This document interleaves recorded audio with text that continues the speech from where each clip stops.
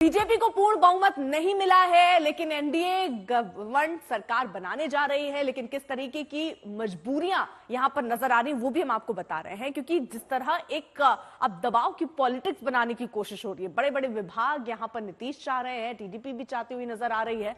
लेकिन देखिए, यहां लोकसभा स्पीकर चाह रहे हैं, केंद्र में 5 से 6 मंत्री चाह रहे हैं, आंध्र प्रदेश को विशेष राज्य का दर्जा।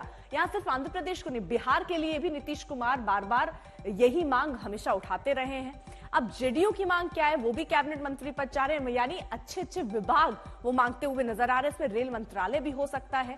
वहीं शिवसेना भी एक कैबिनेट मंत्री, 2 राज्य मंत्री का दर्जा शिवसेना की तरफ से भी मांगा जा रहा है। यानी वो सीधे तौर पर ये कह रहे हैं, भाई समर्थन ले लीजिए लेकिन हमारी मांग पूरी कर दीजिए। लेकिन क्या सबकी मांग पूरी हो पाएगी? चिराग पासवान भी देखिए, क्योंकि 5 में 5 सीटें ये जीत कर लाए हैं, पार्टी कोटे से 2 मंत्री जो हैं वो चाहते हुए नजर आ रहे हैं।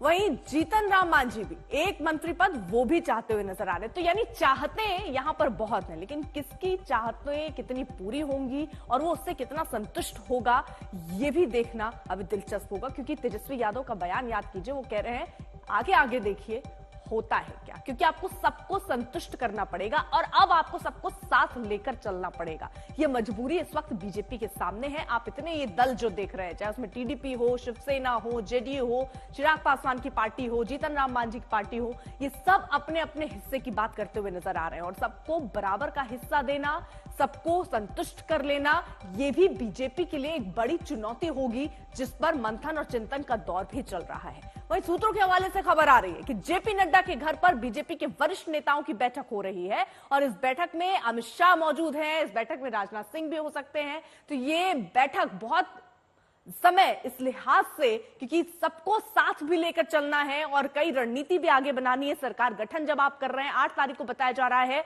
कि शपथ ग्रहण समारोह हो सकता है जेपी नड्डा के आवास पर। यह बैठक चल रही है जिसमें तमाम नेता इस वक्त मौजूद हैं। हालांकि यह भी कहा गया कि अभी मंत्री पद वगैरह को लेकर चर्चा हो रही है, लेकिन अभी सबसे पहले कि किस तरह आगे सरकार फॉर्म करनी है, कैसे चलानी है, इसको लेकर चर्चा चल रही है।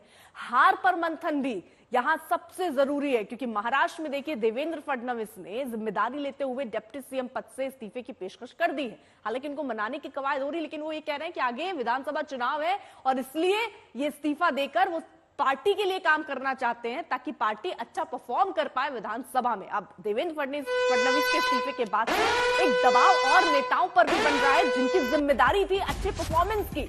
और बीजेपी जहां जहां अच्छा परफॉर्म नहीं कर पाई, चाहे आप हरियाणा ले लीजिए, सबसे बड़ा यूपी ले लीजिए, वहां पर अब मंथन हो रहा है कि आखिरकार कहां क्या कमी रह गई। यूपी का जिक्र मैंने अगर कर दिया है तो यहां ये भी आपको बता दें कि यूपी में अब ये स्वर उठने लगे कि कोई आस्तीन का सांप है, जिसकी वजह से यूपी की स्थिति ऐसी बनी है। फिलहाल अमित शाह, राजनाथ सिंह, ये बैठक जो जेपी नड्डा के आवास पर चल रही है उसमें मौजूद है। और ये बैठक जो हो रही है इसमें बीएल संतोष भी जेपी नड्डा के आवास पर पहुंच चुके हैं। हिमांशु मिश्रा हमारे साथ हमारे सहयोगी इस वक्त जुड़ चुके हैं। अहम बैठक है हिमांशु, ये कौन कौन पहुंचा और कौन कौन से मुद्दे?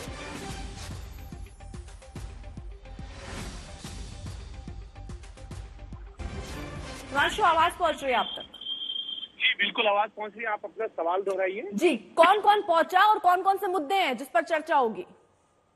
देखिए बिल्कुल, कहीं ना कहीं जो बातचीत हुई के अनुसार कह सकते हैं, राजनाथ सिंह, गृह मंत्री अमित शाह, बीएल संतोष जेपी नड्डा के घर पे मौजूद हैं और कल संसदीय दल की जो एनडीए की बैठक है उसकी तैयारियों को लेकर है। साथ ही साथ शपथ ग्रहण समारोह को लेकर जो तैयारियां होनी है, जो गेस्ट आने हैं उनको लेकर बातचीत है।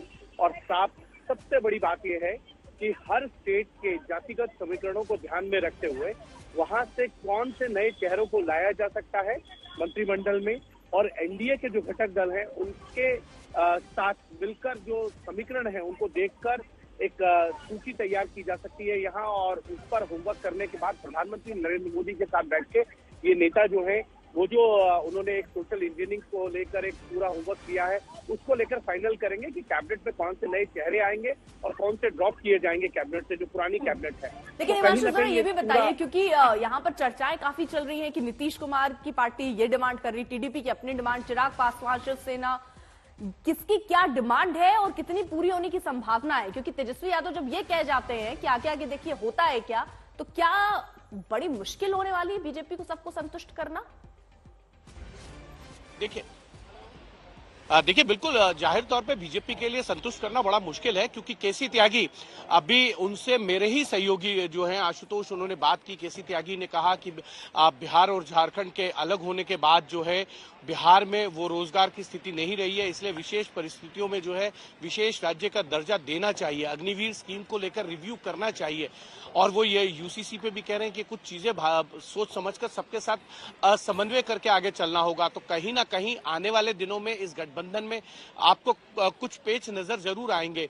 दूसरी तरफ टीडीपी भी ये चाहती है कि आंध्र प्रदेश को जो है विशेष राज्य का दर्जा दिया जाए। और आपको याद हो कि 2018 में टीडीपी अगर एनडीए छोड़कर गई थी, सरकार से बाहर गई थी, तो विशेष राज्य के दर्जे के लिए गई थी। सरकार ने कहा था कि इन परिस्थितियों में जो है किसी भी राज्य को विशेष राज्य का दर्जा देने के लिए जो कंडीशन है, उन कंडीशनों में ना आंध्र प्रदेश फिट बैठता है, ना ही बिहार बैठता है। उसमें विशेष पैकेज दिया जा सकता है आर्थिक पैकेज के तौर पर, लेकिन विशेष राज्य का दर्जा देने के लिए उसमें कुछ आपको अमेंडमेंट करने पड़ेंगे। वो अमेंडमेंट किए बिना आप किसी भी राज्य को विशेष राज्य का दर्जा नहीं दे सकते अगर वो हिली स्टेट नहीं है या कोई प्राकृतिक आपदा वहां पर नहीं हुई है। उन सब सिनेरियो को देखने के बाद ही विशेष राज्य का जरा दर्जा जल्दी से ये भी बता दीजिए कि क्या एनडीए में कुछ और दल शामिल हुए हैं? देखिए मुझे लगता है कि एनडीए में बाकी दलों का तो नहीं, लेकिन जो इंडिपेंडेंट हैं, जो निर्दलीय चुनाव जीत कर आए हैं, जब सरकार बन रही होती है तो बहुत से निर्दलीय सांसद जो है उस पार्टी के साथ हो जाते हैं। मैं आपको एक एग्जांपल दे देता हूं। 2019 के अंदर जो है अमरावती से नवनीत कौर राणा निर्दलीय सांसद चुन के आई थी, लेकिन जब सरकार बनी तो वो भारतीय जनता पार्टी के साथ आई और हर मोर्चे पर संसद के बाहर और संसद के अंदर उन्होंने सरकार का साथ दिया। बहुत महत्वपूर्ण बिलों में उन्होंने सरकार के पक्ष में अपना वोट डाला था और अंत में हम सबने देखा कि नवनीत कौर राणा बीजेपी में शामिल भी हुई, चुनाव भी लड़ी, लेकिन हार गई। लेकिन ये देखना जरूर होगा कि हर निर्दलीय सांसद को लगता है कि अगर वो सरकार के साथ जाए तो अपने क्षेत्र के लिए ज्यादा से ज्यादा जो है वो डेवलपमेंट के कार्य करा सकता है। सरकार की योजनाओं को बहुत जमीन पर उतारने के लिए उनकी मजबूरी भी होती है कि वो सत्ता पक्ष के साथ ही रहे। ठीक है माशू, बहुत बहुत शुक्रिया आपका तमाम जानकारी के लिए।